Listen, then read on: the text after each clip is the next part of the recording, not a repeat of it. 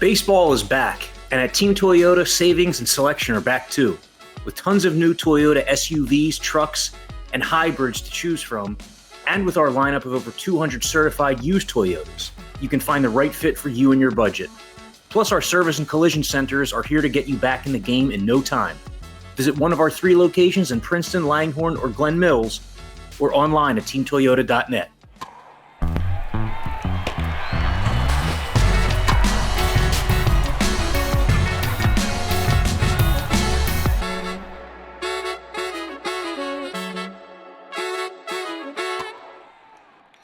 You're back. I'm back. Corey Seidman is back. This is the Phillies Talk podcast presented by Team Toyota. I am Spencer Kircher. Corey, it's good to see you back home, man. I know we last pod we talked. It felt like you were down there for literally like a year, but now you're back at home Philadelphia, and I'm getting ready to head back down there. But dude, just got back on Saturday. Recap your trip down there, man. It was a long time, but a good time. You saw a lot of good stuff, huh? Yeah, it's always fun to be down at spring training toward the beginning because you get the guys as they're arriving for camp. You know, you can talk to Bryce Harper when he first gets there, Trey Turner, Nick Castellanos. There's more value to that than there really is in talking to guys in the 4th inning of a game on March 4th, because you can, hash out how their offseason went and figure out what their goals are for 2025 and kind of take their temperature about how long the sting of last year sat with them. And we're all past that at this point, kind of at the approaching the midway point of camp here next week. But, the Phillies, this roster is in different shape than it's been in seasons past. I mean, each year it's been deeper and deeper to the point that this year there are really few battles going on in camp as it begun. And for the Phillies, it's mostly just about getting to the end of spring training healthy. Although this week we've seen, a couple pitchers stumble, starting pitchers that you weren't expecting to see stumble. You give the caveat, though, that at spring training, guys aren't, necessarily pitching the way they would be pitching during the regular season, but I'm sure we'll get into all that. We will. And yeah, the awkwardness of Rob Thompson on ESPN yesterday, we'll get into that here shortly. But hey, like the whole saying is they're just working, when Zach Wheeler lets up 8 hits and 6 runs and all that on Wednesday, or I guess on Tuesday, and then Jesús Luzardo lets up 3 home runs on 3 pitches on Wednesday. They're just working. They're working. Well, and go ahead. No, I was just going to say that, that is what people say. That is the cliche, and there's truth to it for sure. I mean, you don't want to totally dismiss it. You don't want to just totally dismiss the results. But with someone like Zach Wheeler, I mean, come on. I remember Roy Halladay having a spring start in 2010 where he gave up, I think 4 or 5 runs to the Yankees in 3 innings, and then he goes on and has an amazing regular season. It doesn't really mean anything, especially for a guy like Zach Wheeler who – for him, it kind of makes sense why a team would be able to have some success in spring, because teams in spring training come out swinging. You have a lot of young guys trying to make teams. You have guys on the bubble of rosters who are trying to swing their way onto an opening day roster. So Zach Wheeler is always around the plate. Yankees came out hacking. With Jesús Luzardo against the Tigers, I found it interesting that the 3 pitches he gave up homers on were 3 different pitches. It was a changeup that was middle. It was a slider that was middle, and then it was a sinker that was middle in. But to me, what I took away from it was his fastball was still 95, 96 miles per hour. So if anybody had the idea, maybe this guy isn't healthy coming off last year, I think the velocity tells a different story. Obviously, he would like those pitches back. But for him, it's probably just a matter of, bullpen session in between starts, sharpening his location. Yeah. And because I even saw him, dude, he was hitting 97, 98 too early with that fastball. And that's exactly what we want to see from Jesús Luzardo. And it kind of, like you said, it wiped away all those questions of all right, this guy, he's been kind of dealing with the back injury over the last few seasons, especially last year, but he's coming out throwing heat like that. And it's fine. The best was just poor Rob just being interviewed by ESPN and just watching the ball go out. 3 consecutive pitches. It's not really much for a manager to say in that that's moment, what they're saying. And it's funny because everyone here was just get him off. And it's no, I mean, you can't it happened so quickly. It happened in 2 minutes and 42 seconds of real time. So you can't, what are you going to do? Sorry, Rob, after that one. Yeah. Okay. Yeah. You're good. I will say too, and this isn't an excuse or anything, but the second of those 3 home runs looked like it might've been wind blown a little bit. I think it only went 376 feet. It was only 98 miles per hour off the bat. Yeah. Not making excuses, but that might not have been out in a big league stadium. But I think for the Phillies more so, their 5 starters as of right now are healthy. The one thing they would have wanted to see maybe the Phillies in those second starts from Wheeler and Luzardo is ideally you push those guys beyond 2 innings. Like Aaron Nola, what did Aaron Nola go? 3 innings? Three start? today. Yeah. So usually guys, it's 2 in the first spring start. Then you extend to like 3 or 4. The pitch count raises by about 15 pitches per outing. But this Phillies still have plenty of time to get Wheeler and Luzardo ready for the season. I think each one of them lines up for 3 more starts apiece in camp. And then it's just a matter of figuring out how the Phillies are going to align that rotation, whether it's going to be Christopher Sanchez starting game 2 or Luzardo starting game 2. Really, I think it could go either way. I mean, if you do the math right now, it almost looks like Luzardo might start game 2, and maybe the Phillies thinking with that is that Sanchez was so much better at home last year. Remember, that was a whole storyline in the playoffs that pitch Sanchez at home as much as you can. It also might allow Sanchez to pitch the home opener. Again, though, that's still 3 weeks away, a month away, but Phillies, their goal is to get to March 27th with 5 healthy starters. And if along the way, Jesús Luzardo and Zack Wheeler get hit around a couple times in meaningless games, I don't think that's any reason to sound the alarm. We said it before. That's baseball, baby.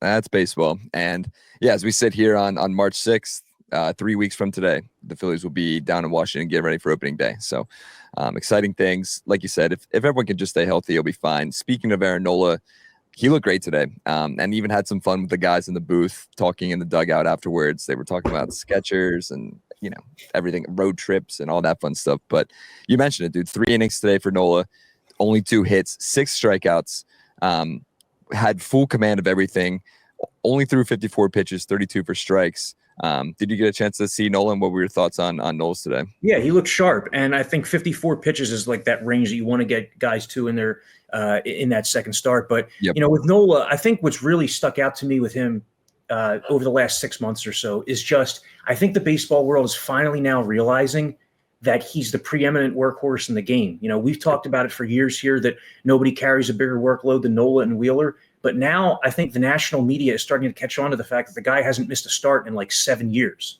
Nola every single year, 2017 on, he hasn't missed a start. It's like 32, 33 in the regular season with more in the playoffs, made every start in the shortened season as well. What an asset that is to just be able to pencil a guy in for 190 plus innings every year. You knock on wood and hope that the Phillies can still do that throughout the bulk of this contract. But once upon a time, there was a lot of pressure on Nola to be an ace, and people would talk about like, is this guy a true number 1, right? I don't think that pressure exists anymore because the Phillies rotation is so stacked.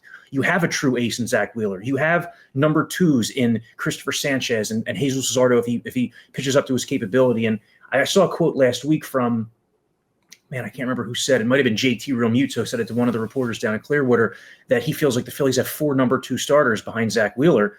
I get the same sense. They have to perform on the field. But these are 4 guys, Suarez, Sanchez, Nola, and Luzardo, who could all have ERAs of 3.30, So very, very high upside for this rotation. Yeah, and we've been saying it all off season and all, even going back to November.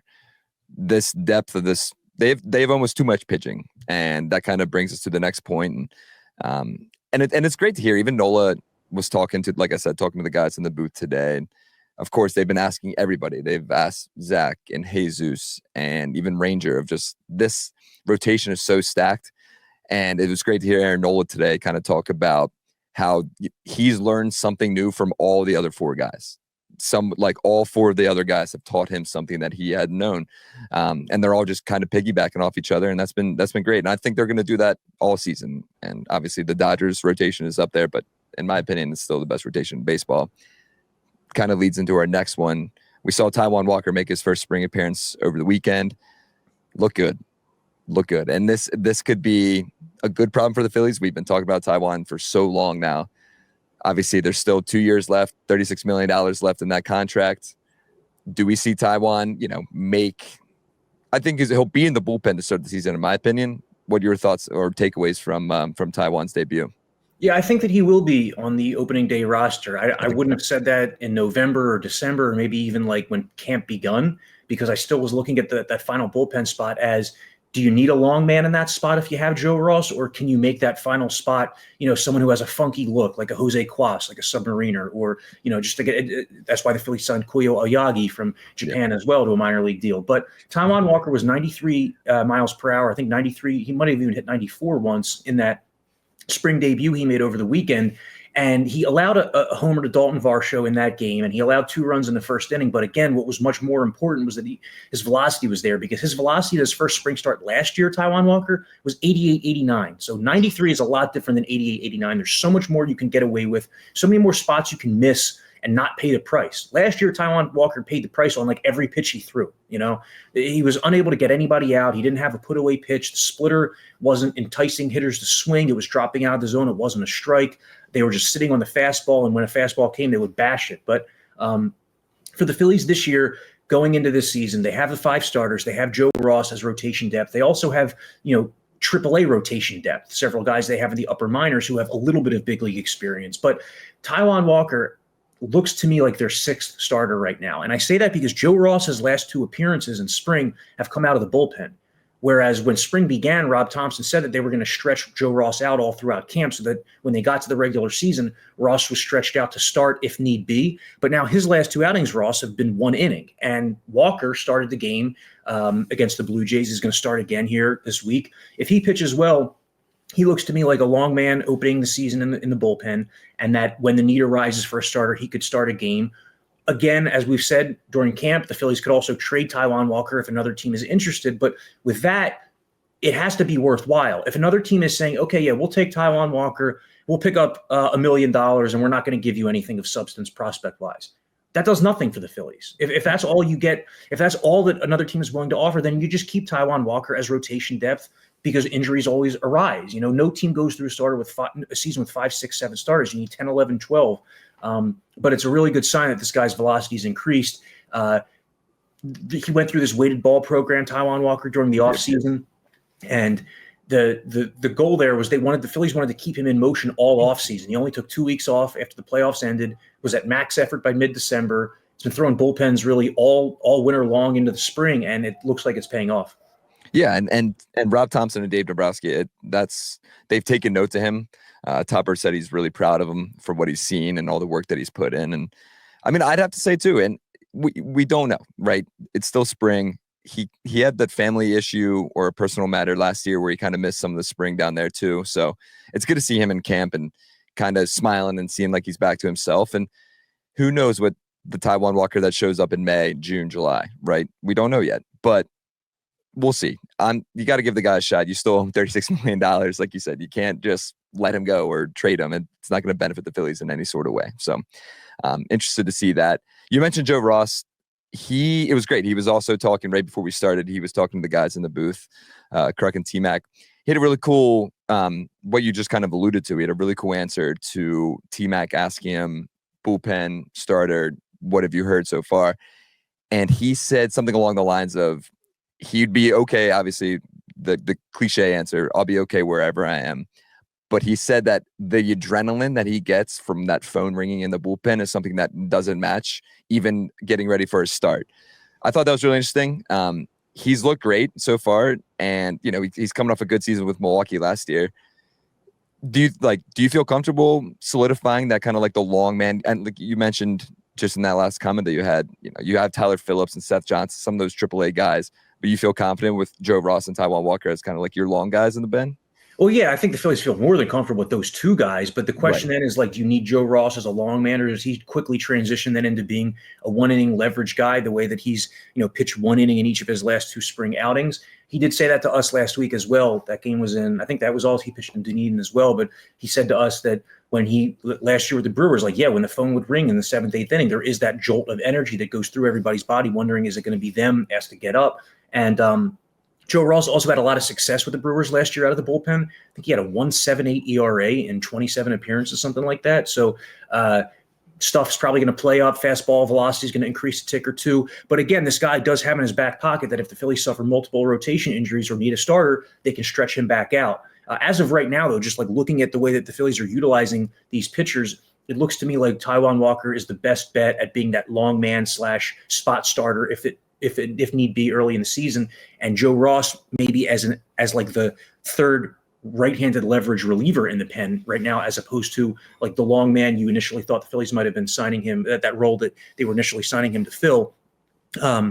But yeah, it's a deep pitching staff the Phillies have put together, and if they're able to put one more solid right-handed arm in the mix that they have with Alvarado and Kerkering and Strahm and Romano, that's going to be pretty beneficial for sure. And another name, and I guess we'll transition real quick to that. Then, just is there anybody that could make a surprising?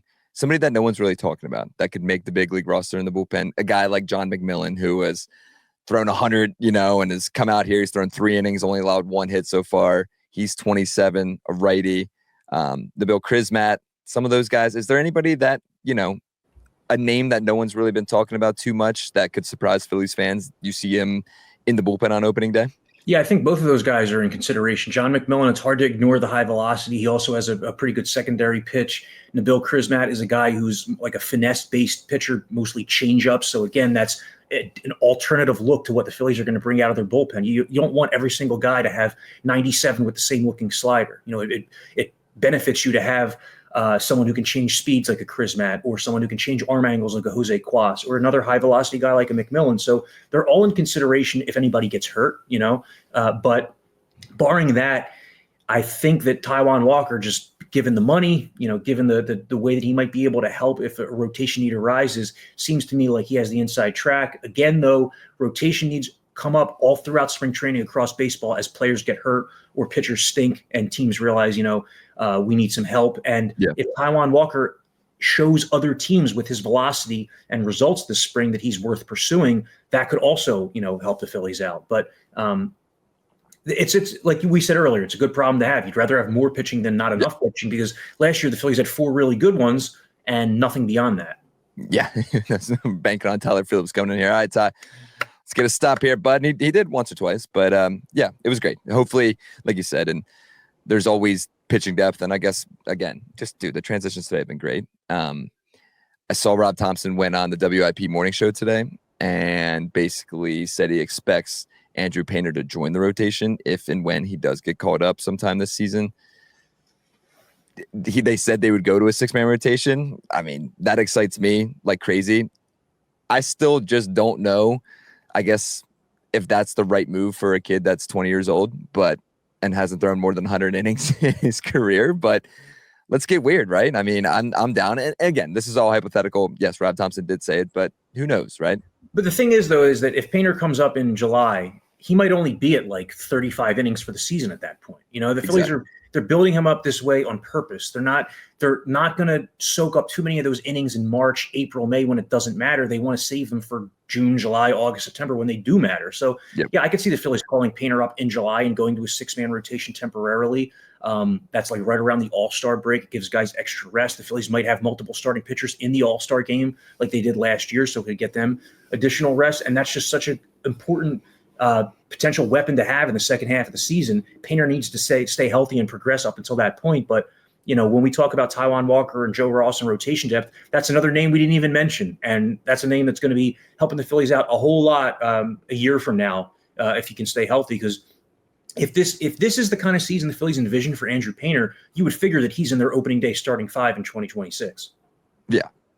Which should excite Phillies fans a lot. Excites me. That sounds amazing to me. And especially you added to this already stacked rotation. Obviously, Ranger Suarez on a contract here. And he mentioned that the other day as well after his first spring outing, which had a lot of fun with the guys in the infield, where he kind of reached for a ball, hit off his throwing hand, his left hand.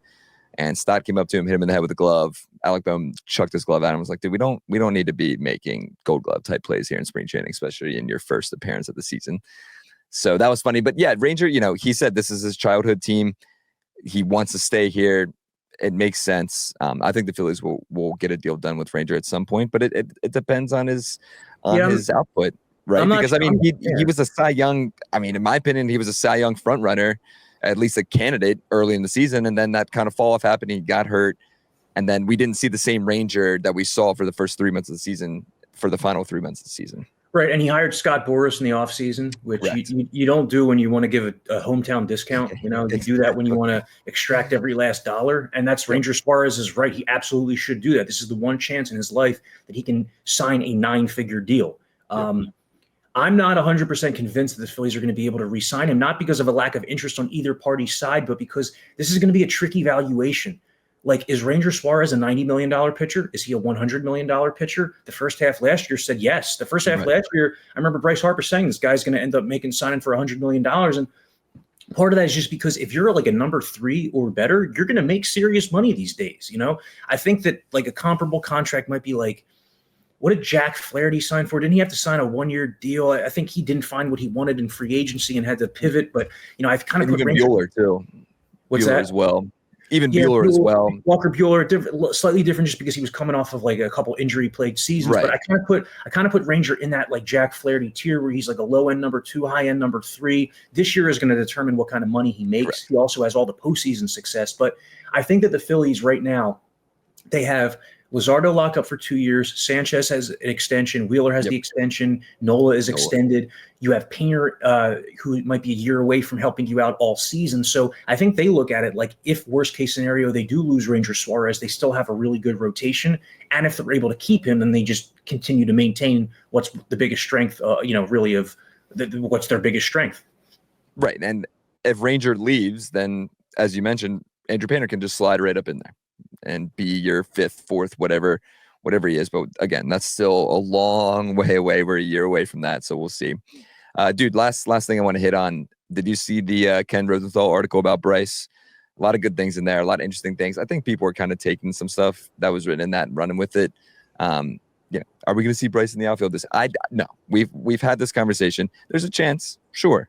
But the way he's been putting in work at first base this season, in my opinion, he's put too much time and effort, and he's one of those guys where it's, once he puts full time and effort, fine.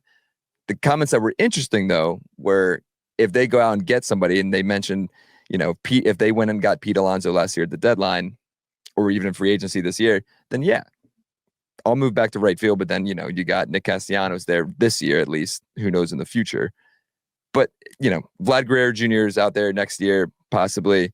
Kyle Tucker will be out there next year, possibly. He said, he's willing to do whatever it takes to make this team win, because he did mention in that article that there's only one thing on his mind right now, and it's winning a World Series in Philadelphia.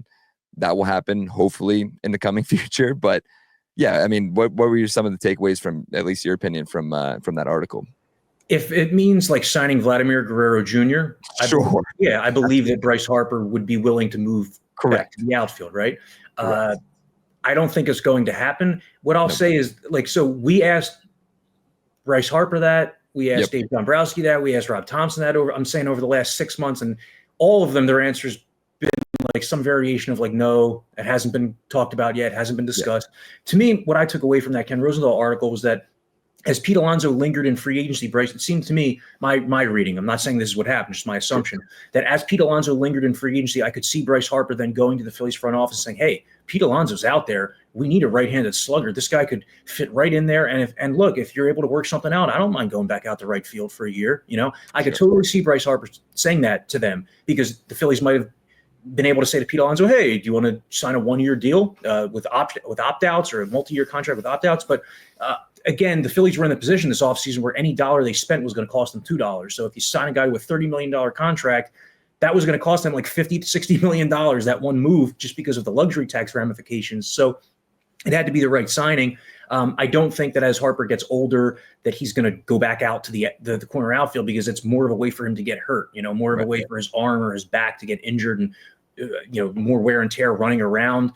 But for the right opportunity, it's just an example that he's willing to do what it takes to win that World Series. I don't assume that it's going to happen, but Vladimir Guerrero Jr. is obviously the kind of player that, there's not many superstar free agents coming down the pike here. There's Vladimir Guerrero Jr. and there's Kyle Tucker. And then beyond those two, I really can't think of many other impact bats that are going to be available the next offseason or two. So, yeah. And it's just funny because if you look up Bryce Harper on Google right now, it's just like, oh my goodness, he's ready to go into the outfield. And everyone just, let's take a deep breath. It's, it was a great article. Yeah, that to me, that's also an example where it pays then to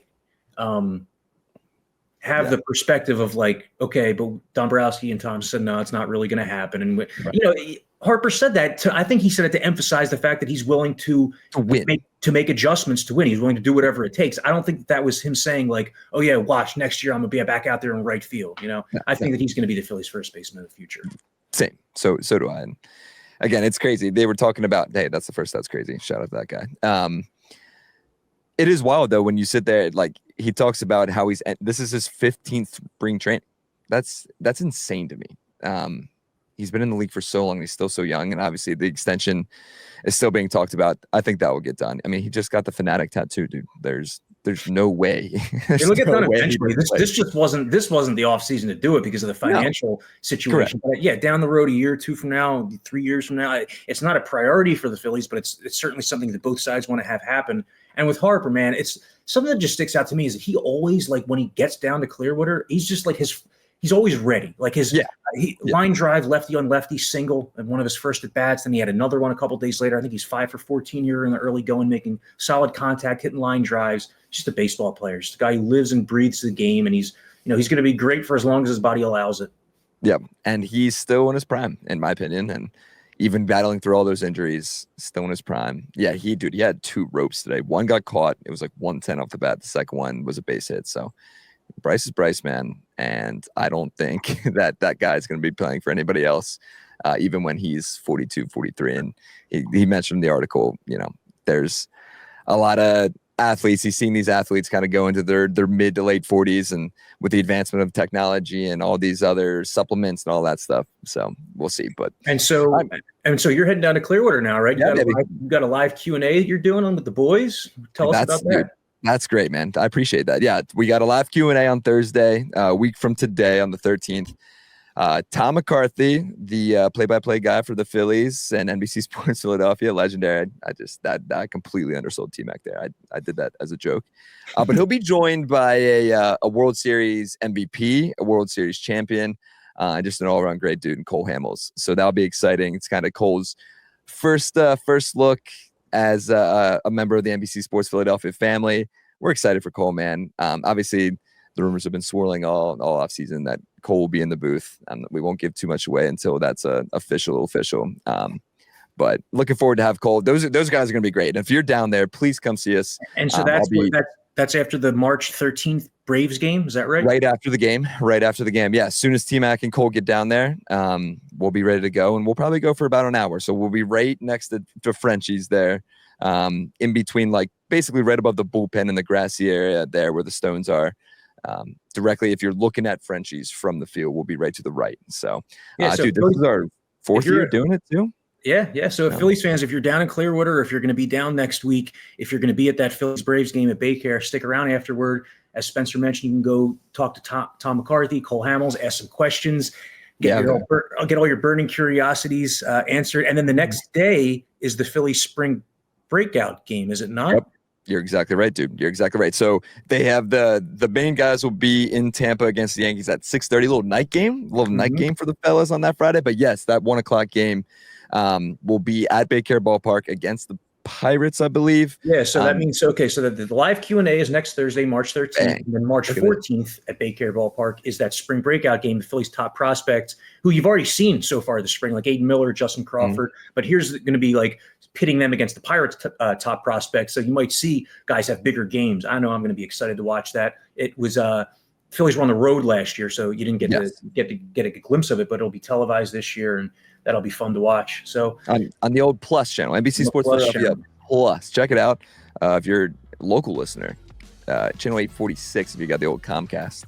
And then before you know it, spring training will be over. Regular season starts March 27th. Phillies in DC. I know Spencer's excited, so can't wait, dude. For the Kirch, the Cobra, I am Corey Clearwater, baby.